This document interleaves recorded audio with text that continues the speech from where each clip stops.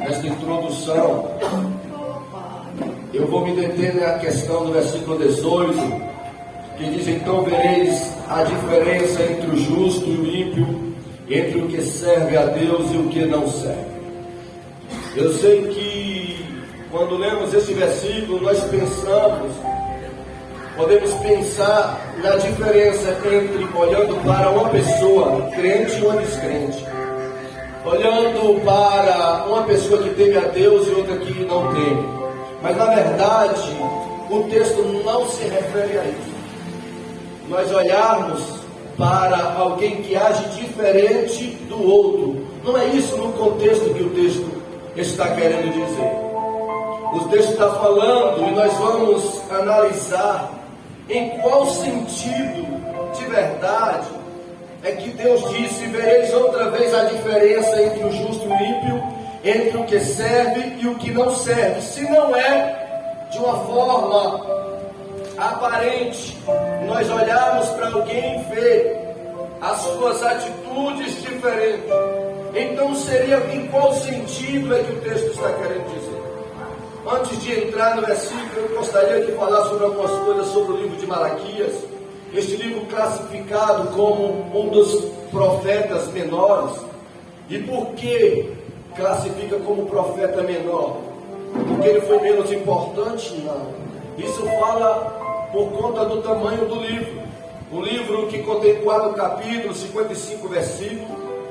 Ele foi escrito 100 anos depois do cativeiro da Babilônia. E isso que nós lemos, irmãos, foi dito por este profeta, por Deus através do profeta, 400 anos, irmã Márcia, antes do nascimento do Senhor Jesus. Nós vamos ver que esse livro leva o nome do profeta Malaquias, que significa meu mensageiro. Então o nome do profeta Malaquias significa meu mensageiro. Deus já estava dizendo que aquele homem seria um mensageiro dele. Malaquias aparece sem genealogia e sem apresentações. Mas qual é o cenário que estava acontecendo naquela época, apóstolo? Naquele período que surge este livro, o que o povo de Deus estava passando? Nós vamos ver que estava acontecendo um desemprego muito grande, irmãos, naquele período. Uma crise terrível, uma opressão política dos persas, uma terrível dificuldade econômica. Não era tempo de fartura, era tempo de dificuldades. Um grande sofrimento entre os órfãos e as viúvas, William. Nós vamos ver que os sacerdotes estavam naquele período desanimados. As pessoas que trabalhavam no templo, que faziam a obra de Deus, estavam desanimados. O povo estava disperso, voltando para si e para os seus próprios negócios. O povo não estava voltado para Deus. O povo não estava interessado nas coisas de Deus. Eles pensavam nas coisas dele. Estou falando, irmãos, algo que estava acontecendo em torno de 2.400 anos atrás, para que nós possamos entender o que estava acontecendo e o que Deus quer falar conosco nesta noite. Eles estavam voltados para si, para os seus próprios negócios. O fervor espiritual tinha dado lugar à frieza. O amor foi substituído pela indiferença. Eles trocaram a fé pela desconfiança, pela incredulidade. E era um tempo de caos, era um tempo de crise de verdade. Mas Deus advertiu o povo dele. Já lá em 2 Crônicas 7, 13 e 14, ele disse assim para o povo dele: olha, eu quero dizer uma coisa para vocês. O quê? Nós vamos ver que ele disse assim: se eu cerrar os céus e não houver chuva, ou se eu ordenar os gafanhotos que consumam a terra, ou enviar peste entre o meu povo, precisarão me buscar. Vocês precisarão se humilhar. Deus já estava de antemão falando para eles, tá? O momento que vocês estão vivendo é outro, mas vai chegar tempos em que as portas irão se fechar. Vou falar da nossa linguagem. As portas irão se fechar.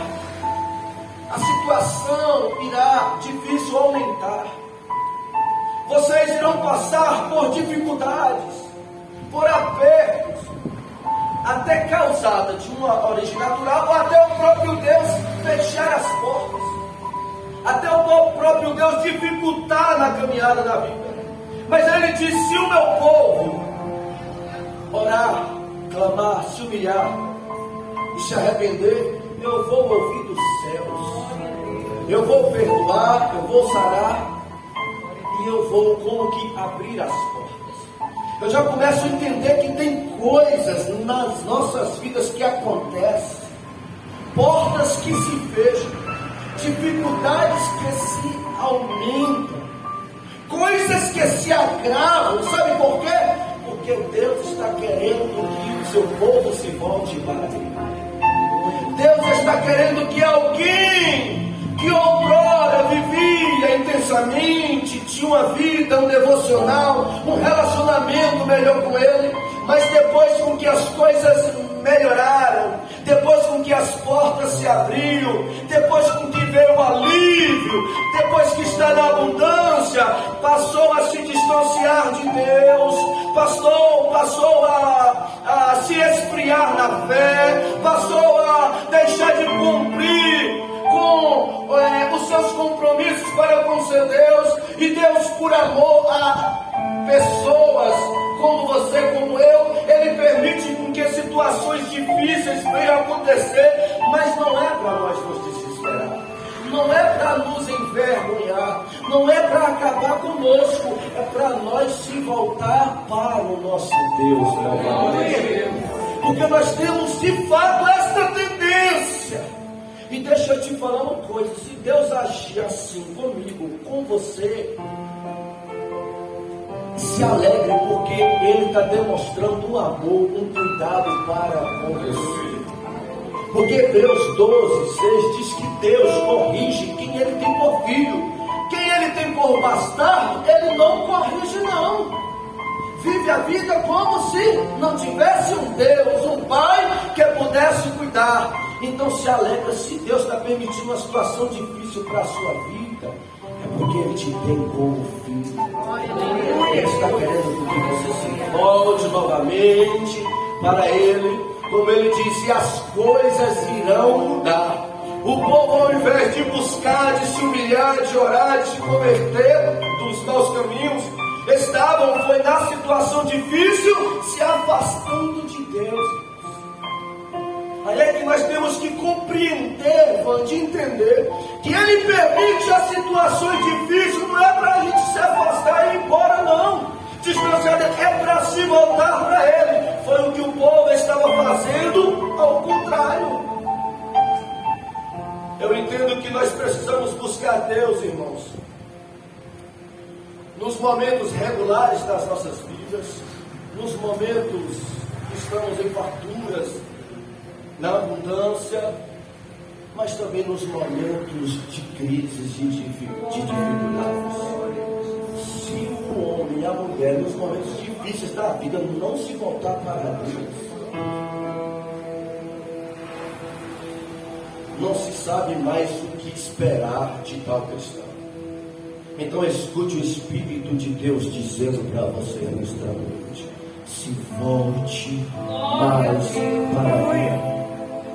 Se volte mais para o teu Deus. Esta situação, Ele, que abre a porta e que ninguém fecha, mas que fecha a porta e que só Ele abre. É que fechou, é que está afunilando, é que está dificultando para que alguém possa se voltar, possa se lembrar dele.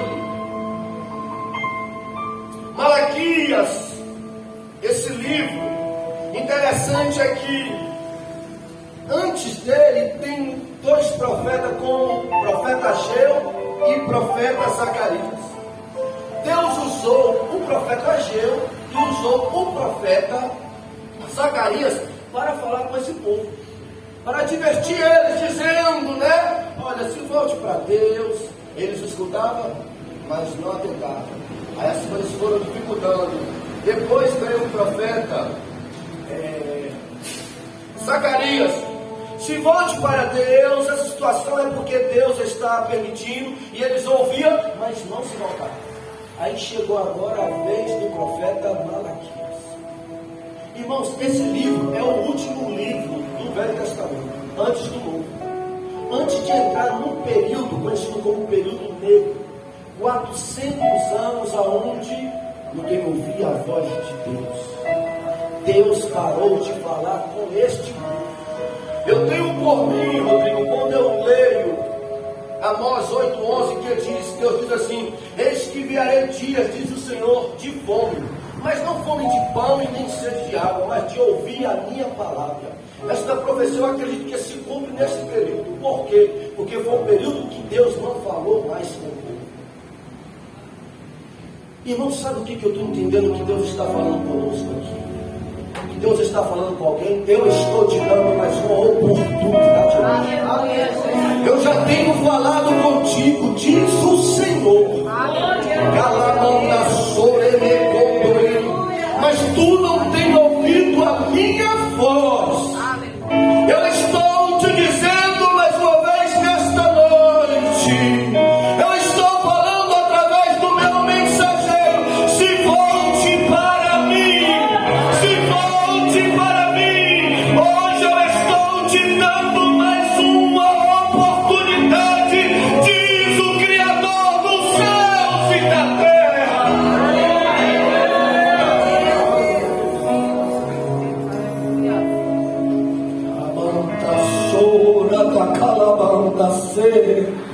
Eu sinto a presença, o temor diante dele nesta noite. Aleluia. Oh, fecha os teus olhos, fecha os teus olhos. E sinta o que eu estou sentindo, este Deus que te ama, te dizendo que te ama, mas requer de você submissão, temor.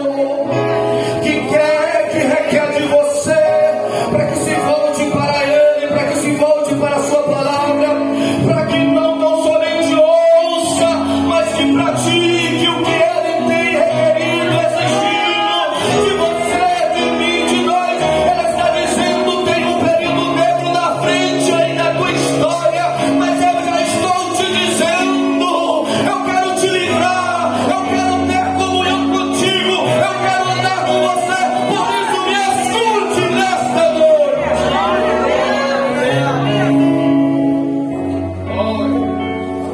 Nós vamos para o versículo, irmãos, como nós falamos. Então vereis outra vez a diferença entre o justo e o ímpio, entre o que serve a Deus e o que não serve. Nós vamos ver que o versículo vai começar dizendo: e vereis outra vez a diferença.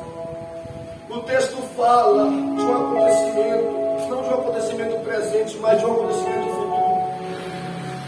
O texto fala: vereis algo que eles haveriam de contemplar, algo que seria visto, que seria notado, que seria percebido, não no tempo presente deles, mas no tempo futuro. Deus falou: vereis.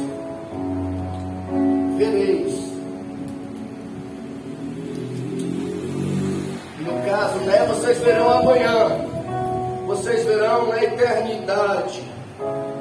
O que de fato, Deus, nós vamos ver? Irmãos, esta fala de Deus, ela surgiu mediante um questionamento do povo para com Deus. O versículo 13, eles começaram a dizer bem assim, ó. Deus começa a dizer para ele: as vossas palavras que vocês disseram foram duras para mim. Olha o que Deus disse: eu escutei vocês falando para eles, e o que vocês falaram foram duro aos meus ouvidos. Deixa eu te dizer, o que você fala na cozinha, na mesa da sua cozinha, no sofá da sua casa, não é só com a sua família. O que você fala no trabalho, Deus, Ele ouve, Ele escuta. Eles estavam falando entre eles acerca de algo. E que algo seria esse? Eles estavam dizendo: é inútil servir a Deus. Aí Deus falou assim: olha, as vossas palavras foram agressivas para mim. E eles ainda começaram a dizer: mas em que, Deus, nós temos feito, o que nós temos dito, o que nós temos falado que foi tão agressivo ao Senhor? Pior do que pecar, irmãos, é ter a mente cauterizada. É pecar e não achar que está pecando. É falhar e não achar que está falhando. Eles estavam de uma forma tão distante, tão frios, uma conduta tão imoral, que já estava anunciando, falando as coisas, ferindo a santidade, a pessoa do Eterno, e estava achando que não era pecado, que não era errado. Havia perdido a sensibilidade. E aí o Senhor vai dizer assim: vós dizeis, olha o que eles disseram: vós dizeis que inútil é servir a Deus. Que nos aproveitou termos cuidado em guardar os seus preceitos, em andar de luto diante do Senhor dos Exércitos. Aí eles vão falar: olha, nós reputamos felizes ou bem-aventurados os soberbos, aqueles que cometem piedade, que se edificam. Sim, eles tentam o Senhor e escapam. Eles começaram a dizer, deixa eu explicar melhor para você entender. Eles começaram a falar: olha, é inútil servir a Deus. Por que é inútil? A gente está servindo, a gente está fazendo as coisas, a gente está obedecendo, a gente está cultuando, mas estamos passando por essa situação difícil. E quem não está cultuando, e quem não obedece, quem não serve, não está passando por problema nenhum. E quem não, se fosse hoje, quem não entregou a vida a Jesus Cristo, não passa por problema financeiro, não passa por problema de enfermidade, não passa por perseguição, não passa por calúnia, não passa por qualquer tipo de problema. Já nós que servimos a Deus, passamos por tudo isso. E eles disseram: inútil é servir a Deus. Inútil, irmãos, é algo que é desperdício, é vão, é ineficaz, é perder tempo. Quando eles disseram, sabe, é inútil, eles estavam dizendo: estamos perdendo tempo em ir para a igreja, para o templo. Estamos desperdiçando o nosso tempo em orar. É em vão fazer as coisas para Deus. É ineficaz obedecer a sua palavra. Olha, Deus, quando ouviu isso, falou: nunca foram essas palavras para mim. Isso foi agressivo aos meus ouvidos, diz o Senhor. Alguém dizer a respeito disso que é inútil servi-lo? Daí vem o versículo de número 18. Vocês estão entendendo que esse versículo, Deus não estava dizendo assim: olha, vocês vão ver, eu vou colocar aqui uma mulher que me teme, um homem que uma outra mulher que não me entende, você vai ver a forma de vestir que é diferente. Não é nesse contexto. Vou colocar um homem que me serve e um homem que não me serve, e vocês vão ver a aparência como é diferente. Não é isso que Deus estava querendo dizer. Quando ele disse: verão outra vez a diferença entre o justo e o ímpio, entre o que serve a Deus e o que não serve, vai falar das consequências e dos benefícios que tem aqueles que creem e que servem a Deus. É a respeito disso a resposta do Senhor. E se porventura alguém disse para Deus a respeito disso, para alguém de Deus a respeito disso, quem sabe esta semana ou esse mês, o inimigo tem trabalhado na sua mente para que você pense a respeito disso e diga: deixa eu te dizer, se o inimigo diz lá fora que é inútil, o Espírito Santo diz aqui que não é inútil. Se mensageiros de Satanás lá fora diz que é em vão servir a Deus, mensageiro de Deus aqui nesta noite está dizendo: não é em vão servir a Deus. Você tomou a decisão correta.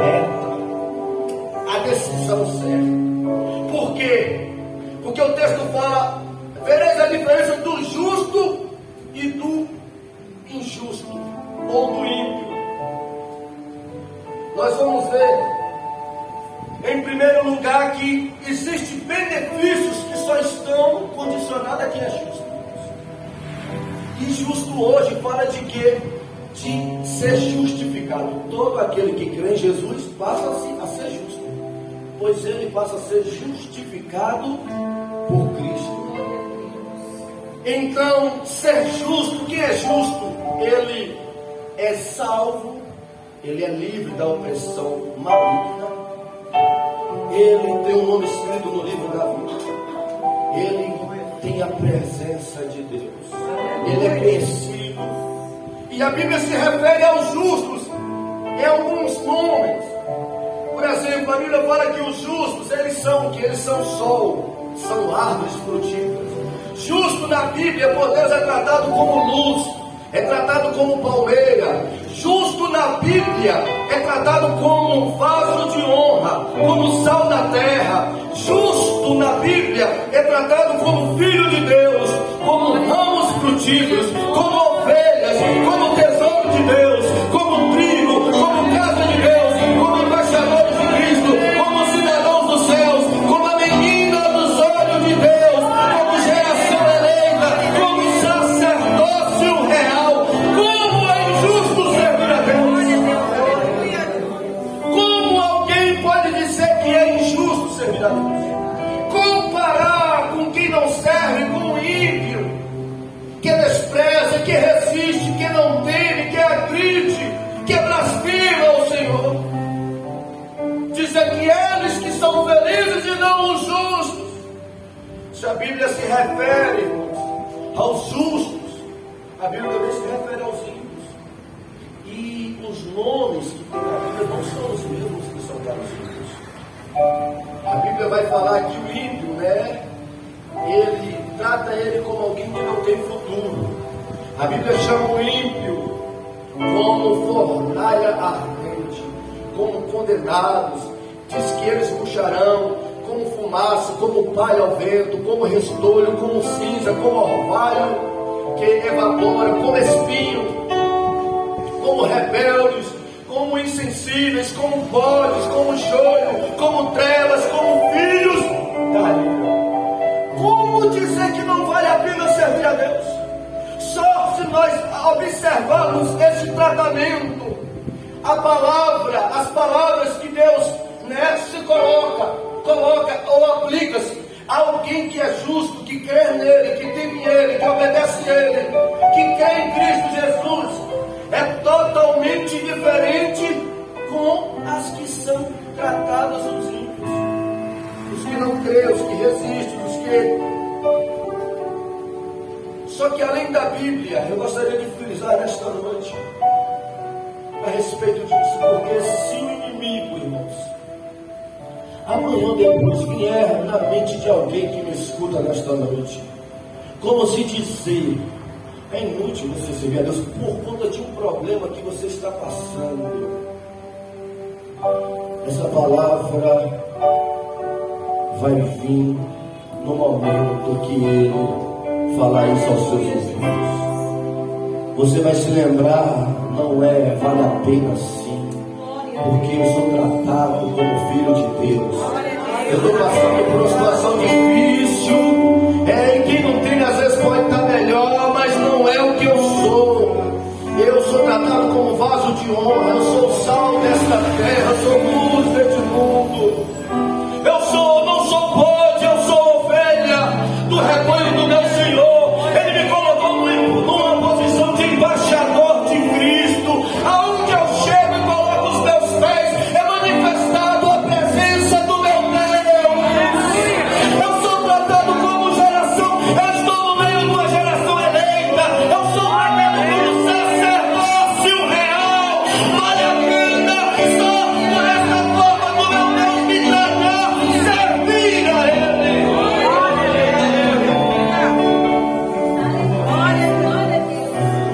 Estou falando de títulos.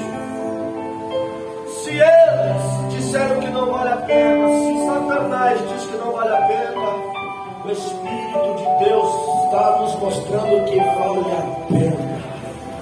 Vale a pena. Além dos títulos, eu vou dizer algumas coisas da diferença do ímpio e do justo. O texto fala, então vereis outra vez a diferença entre o justo e o ímpio. Falei de alguns nomes que se aplicam a quem é justo. Agora eu vou falar do destino.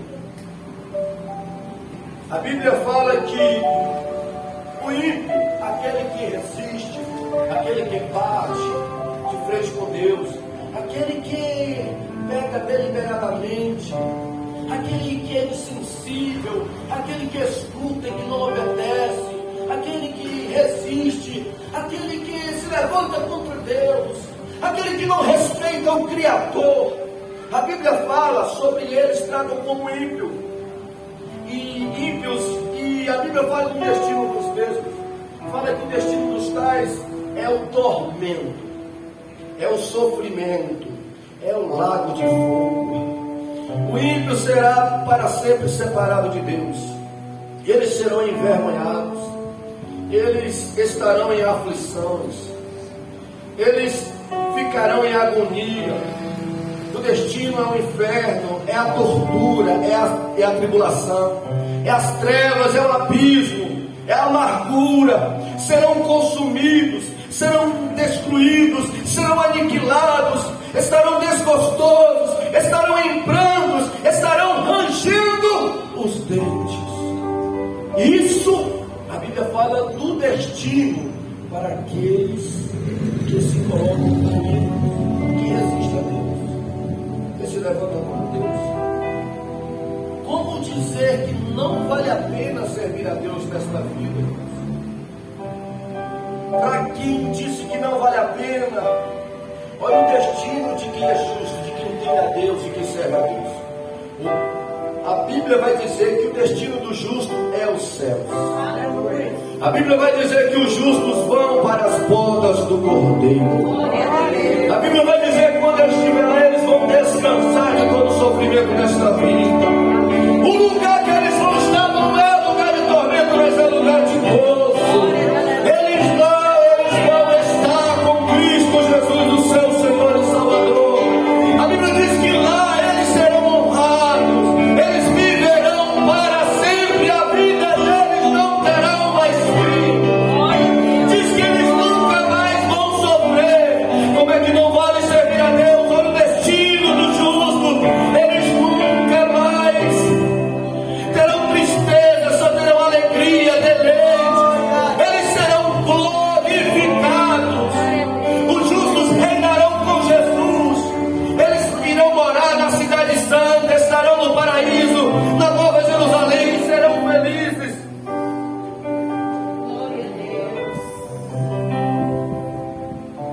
Continuarão felizes, porque nós já somos felizes, irmãos. Aqui, quando aceitamos Cristo, a felicidade não começa no céu, a felicidade começa quando aceitamos Cristo e há caminho nos céus. O destino do justo, como não vale a pena servir a Deus? O destino do justo é ter prazer para todo sempre. O destino do justo é comer da árvore da vida. Eles lá no céu serão a coluna do templo de Deus, assentará com Cristo no trono. Como não vale a pena servir a Deus? Como não vale a pena servir, ser justo, acreditar no Senhor? Eu digo assim que só por estas coisas, irmão, se a nossa vida como cristão nessa terra fosse só de sofrimento, se eu e você não tivesse em nenhum momento dessa vida de alegria, de honra, de bênçãos, de vitórias, mas Deus falasse, olha, eu só vou dar vitória, só vai ser abençoado depois que ir para o céu, já iria valer a pena, porque eu iria trocar uma vida terrena de sofrimento por uma vida eterna de gozo e de paz. Já iria valer a pena. Deus é tão bom que nós vamos ter esta vida eterna. Eterna não tem fim. É você olhar e falar, não tem como. É você não pensar mais em morte, em plano funerário. É você não pensar mais, eu amo tanto o meu cônjuge, eu amo todos os meus filhos, mas a morte um dia vai nos separar. Não, vida eterna não vai mais separar vocês. Só Se Deus nos concedesse essa vida boa, só após a morte já iria valer a pena. Quanto mais que Deus nos concede bênçãos, nos concede vitórias, nos concede provisões, nos protege nessa vida. Se alguém dizer, eu nunca vi um crente dizer que a vida dele ou dela é sem vitória. Ela pode dizer que a vida tem luta, mas também tem vitória. Essa vida como cristão eu tenho sofrimento, mas eu também tenho alegrias. Eu nunca vi ninguém desde quando converter sofrer pela vida toda até morrer. Sofre, mas também tem dias de glória.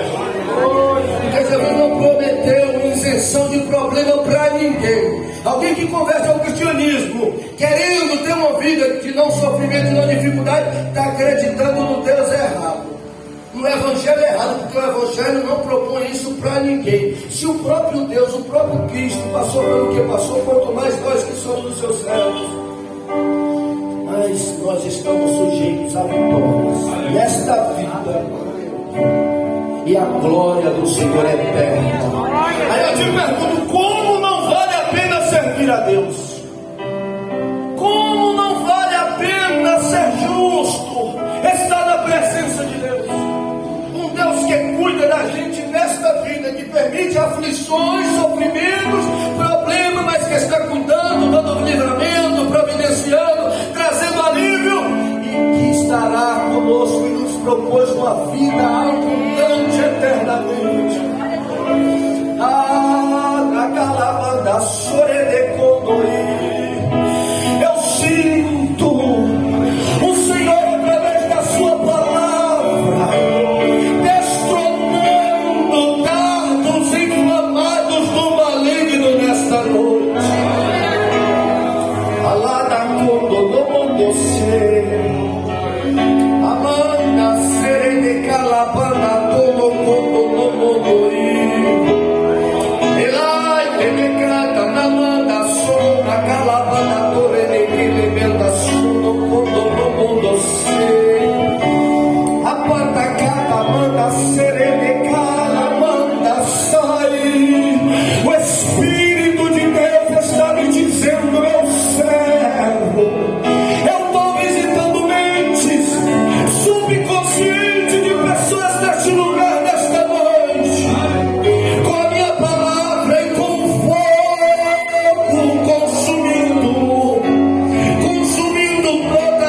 obscuridade do entendimento.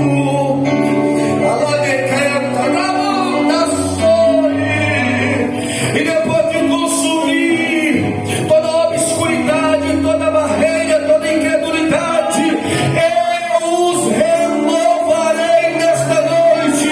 Renovarei todo o desânimo, toda a incredulidade, e farei fluir dentro deles a água do mel, a água que sou eu, a água do Espírito Santo.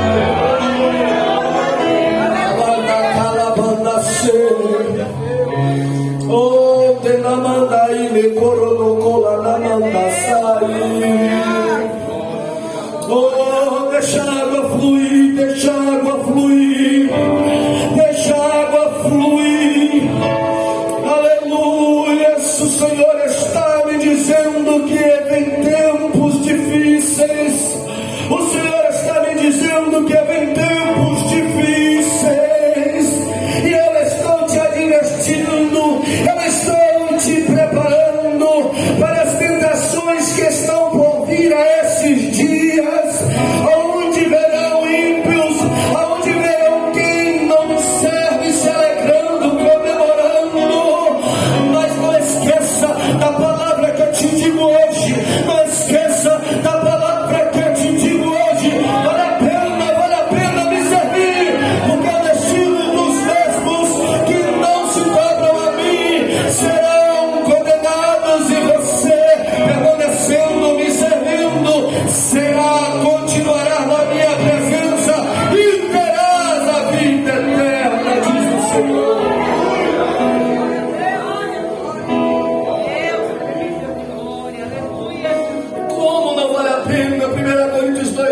diz que os olhos não viram, e nem o ouvido ouviu, e nem subiu o coração do homem, são as coisas que Deus preparou para aqueles que o amam. A verdade é que tem gente que só quer as bênçãos de Deus. Eu me lembrei agora, eu fui lavar o carro em um lugar aqui em Tapetinga, chegou lá o proprietário do posto, falou assim comigo, né? Eu já lavava lá. Ô pastor, eu queria fazer uma pergunta ao senhor. Eu falei, pode fazer. Aí ele falou, por que quanto mais é que eu oro, quanto mais é que eu busco assim a Deus, as coisas estão dificultando para mim. O senhor que é pastor, me explica aí. Eu falei, meu amigo, bom, todas as vezes que isso acontece com alguém, que pede alguém para buscar, orar por ele, para Deus abençoar, e as coisas se apertam, é porque geralmente essa pessoa está querendo os benefícios de Deus, e Deus está querendo essa pessoa, porque Deus sabe que ele está querendo ser abençoado, mas se ele for abençoado, ele vai esquecer de Deus. Eu falei, pode ser essa hipótese. Eu não conhecia a Bíblia. Eu perguntei, você já é cristão? Eu sou. Você se submete à palavra? Obedece. Aí eu perguntei, você já é batizado? Ele falou, não. Eu falei, por quê? Aí a gente começou a conversar, dialogar. E aí daqui a pouco ele falou, pastor, para, eu não quero saber mais de Deus. Para, eu não quero saber mais de Deus, não. Eu falei, mas você que me perguntou. Ele disse assim para mim, eu não quero, eu estou passando uma situação muito difícil. E Deus, eu tenho chorado, eu tenho pedido, Deus não me escuta. Ele não me responde. Deixa eu na vida que eu estou. Eu falei, vocês estão vendo? Que ele estava querendo só o livramento de Deus. E aí eu falei para ele, não, tudo bem, eu lhe respeito a sua decisão. Mas eu vou te falar uma coisa. Se você quer algo com Deus, não é dessa forma não. Ninguém consegue algo com Deus afrontando a Ele. Deus é Senhor e é soberano. Eu vou te orientar a você se humilhar a Ele, pedir perdão pela sua, e Deus me deu bem essa palavra, para você pedir perdão a Ele pela sua atitude, pela sua postura, porque aí Ele pode sim te ouvir. Foi embora, irmãos. Quando foi depois, eu fui lá no outro dia, já voltei lá. Quando eu cheguei lá no outro dia, eu fui perguntar a ele onde é que eu estava. Ele falou, pastor, estava separado da esposa. Aí ele falou que ouviu aquelas palavras e que à noite ele chorou, se humilhou a Deus, como o texto diz, segundo a Crônicas 7. Aí ele falou que de madrugada a mulher mandou mensagem para ele e mostrou. A mulher falando, olha, estou com saudade de você. E a mulher não queria nem saber. Aí eu falei, você está vendo? E aí voltou, né? Estive lá, orei para ele, orei por ele. E irmãos,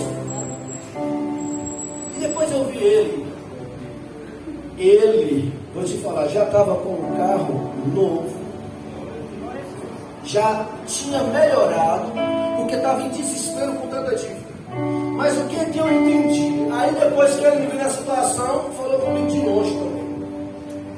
Nem quis conversar agora. Aí eu entendi, sabe o que? Baseado nesse texto aqui, que tem pessoas que é assim, só quer se aproximar de Deus para ser abençoado por Deus.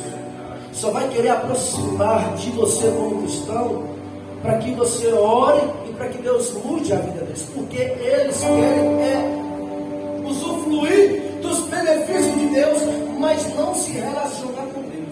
Eu vou dizer para você uma verdade, a melhor coisa não é as bênçãos de Deus, mas é a pessoa de Deus. É ter Deus na vida. Então, o justo está sujeito a passar por dificuldades, mas ele tem Deus com ele. Ele tem a presença de Deus com ele, e isso supre qualquer dificuldade ou ausência de qualquer coisa. Porque o justo fala de crer, de entender, de ser justificado, de obedecer, de amar a Deus. E o texto fala disso, né? Que o justo, outra vez, ele é a diferença entre o justo e o ímpio, entre o que serve e o que não serve. O que é justo, ele além de crer, Ele vai servir já implica em trabalhos, em ações para com Deus. Por exemplo, o justo, além de professar a fé, de crer, ele ainda faz alguma coisa. Ele ainda trabalha, ele ainda cultua, ele ainda contribui, ele ainda ora, intercede, ele faz qualquer tipo de coisa para servir a Deus. Já o ímpio não. Além de não fazer nada para Deus, ele ainda se opõe às coisas de Deus.